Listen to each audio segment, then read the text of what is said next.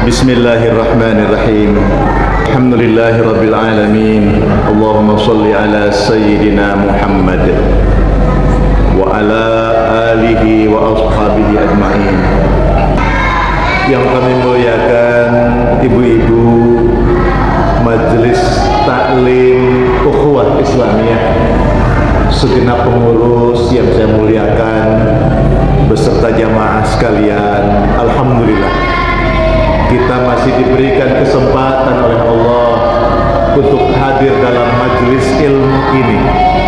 Semoga limpahan barokah serta rahmat Allah dicurahkan untuk kita semua, dan mudah-mudahan kita diparingi istiqomah di dalam ketaatan kepada Allah Subhanahu wa ta'ala. Hadirin yang dimuliakan Allah, tema tentang keutamaan sholat duha ini adalah salah satu bagian bab keutamaan. Artinya setiap amalan orang-orang yang beriman kepada Allah pasti semuanya memiliki keutamaan. Ketika bahas istighfar, ada keutamaan istighfar. Ketika bahas majelis taklim, ada keutamaan majelis taklim. Ketika sholat fardu, ada keutamaan sholat fardu. Ketika bahas sholat tahajud, ada keutamaan sholat tahajud. Ketika bahas sholat witir, ada keutamaan sholat witir. Kebetulan sore ini kita bahas tentang keutamaan sholat duha. Keutamaannya, subhanallah. Apa keutamaannya? Allah akan mempersiapkan rumah di dalam surga. Ayo panjenengan, misalkan di sela-sela masa masih tungguinlah sambil sholat duha. Sambil sholat duha, bobo kecut keringet sedikit nggak apa-apa, nggak ada yang ngikutin. Misalkan ya, itu barang siapa sholat duha, man sholat duha isnatai asyrata rakaatan banallahu lahu qasran bil jannah. Siapa yang sholat duha 12 rakaat. Nah, sholat duha itu maksimal 12. 2 rakaat boleh, 4 rakaat baik, 12 rakaat banyak. Ya kan, sing akeh kan capek, sing paling capek pahalanya lebih gede, gitu loh. Nek enteng-entengan pahala enteng, ya. Tapi orang yang istiqomah, istriku namanya istiqomah, ngoten. Istiqomah itu maksudnya terus ngelakoni tiap hari, walaupun 2 rakaat. Alhamdulillah, insya Allah Allah membuatkan untuknya istana di dalam surga. Yang kedua, mendapatkan ampunan dosa. Ya Allah, kita kan punya dosa loh. Punya apa banyak? Banyak apa sedikit? Kita kan dosanya banyak, cuma nggak pernah tahu sebanyak apa, kan? Ngakui ahli surga, alhamdulillah. Ya, kita ini susah, nggak boleh ngakui amal soleh. Yang penting kita ngamal terus, jaluk tulung na Allah. Rabbana atmim lana nurana waghfir lana innaka waghfir lana. Ya Allah, ya Rabb kami, sempurnakan amalan kami ya Allah, karena hanya Engkau yang mampu menyempurnakan amal. Kita ini sholat sudah masih jauh dari sempurna. Kita ini infak sedekah alhamdulillah rajin, walaupun jauh dari sempurna. Kita ini berbuat baik alhamdulillah, tapi masih jauh dari sempurna. Allah sempurnakan ya Allah amal-amal kami. Nah itu kan. Di sini orang yang sholat duha, di dalam riwayat At-Tirmidzi, Allah akan mengampuni dosa-dosanya sekalipun dosa itu sebanyak buih di lautan. Masya Allah. Dan orang kalau diampuni dosa oleh Allah, itu pertanda jalan hidupnya dimudahkan Allah. Oke. Orang itu kalau bersih dimudahkan jalan hidupnya oleh Allah. Yang ketiga, mencegah penyakit. Profesor Dr. Van Seber, ya, Dana, Profesor Dr. Ali Sabu, bukan sabu-sabu ya, sebagai orang yang meneliti bergerak di bidang kesehatan, ternyata orang yang melakukan sholat duha itu sangat membantu untuk proses kesembuhan dan lama dalam sehat perawatan. Alhamdulillah.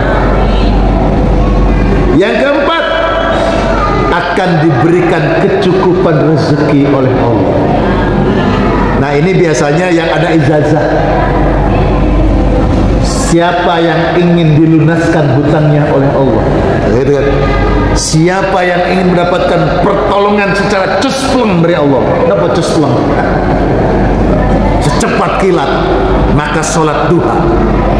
Jadi ada ulama yang memberikan cara tertentu dari sholat duha yang ditunaikannya, yang dilakukannya karena Allah dengan cara-cara ada ijazahnya. Artinya bagaimana cara memulainya berdasarkan pengalaman beliaunya.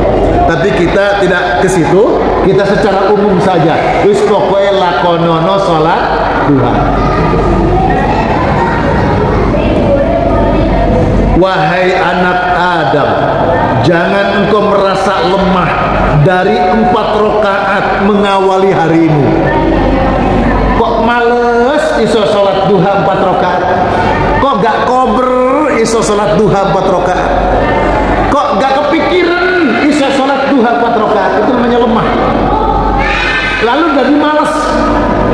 Jangan sampai itu terjadi pada dirimu, kata Rasulullah SAW. Kan? Jangan engkau merasa lemah dari 4 rakaat sholat duha. Sebab apa? Untuk mengawali harimu, kata Rasulullah. Sebab apa? Sebab Allah akan mencukupimu di akhir harimu. Dicukupkan oleh Allah. Ya Allah, orang yang enak itu cukup. Pengen apa-apa cukup. Gak punya uang, pas kepengen anak teko duit cukup, insyaallah. Yang kelima, orang yang sholat duha itu merupakan alat pensedekah untuk tubuh manusia. Ibu, di dalam tubuh kita ini ada 360 sendi. Udah pernah ngitung? Belum, saya juga belum. Mungkin di dalam ilmu kesehatan 360 sendi itu koyo opo, posisinya di mana saja, mungkin ada tuh.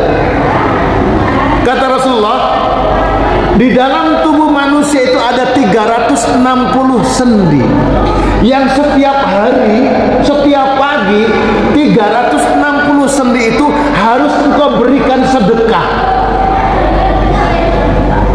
Jadi 360 sendi dalam tubuh kita ini setiap pagi hari itu harus diberikan sedekah. Siapa yang mengucapkan subhanallah 1 kali, maka dia mensedekahi satu sendi dalam tubuhnya.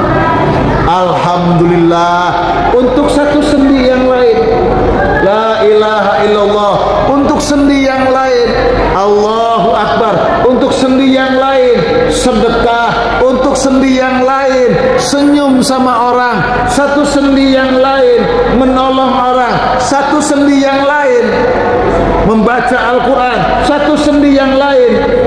Padahal jumlahnya 360 sendi. Terus dengan cara apa lagi agar 360 sendi ini bisa kita sedekahi setiap paginya? Kata Rasulullah, cukup dengan menunaikan 2 rakaat sholat duha, itu akan mensedekahi 360 sendi. Subhanallah, setiap pagi. dalam 1 tahun ada berapa hari? 360 hari, 365 hari, 363 hari. Kira-kira begitu. Berarti orang yang sholat duha setiap hari dalam 1 tahun dia mensucikan dirinya dengan sholat duha tersebut. Subhanallah. Mudah-mudahan panjenengan ini termasuk orang-orang yang senang sholat duha, terutama sholat fardu jangan dibahas, itu wajib. Yang kedua sholat duha, ya artinya ini satu pilihan. Ini panjenengan saged tahajud, alhamdulillah. Tahajud sampun, duha digarap, alhamdulillah. Itu tahajud boten, duha boten, mangan akeh. Ya Allah. Lalu sholat duha itu ternyata termasuk sholatnya orang-orang yang taat kepada Allah.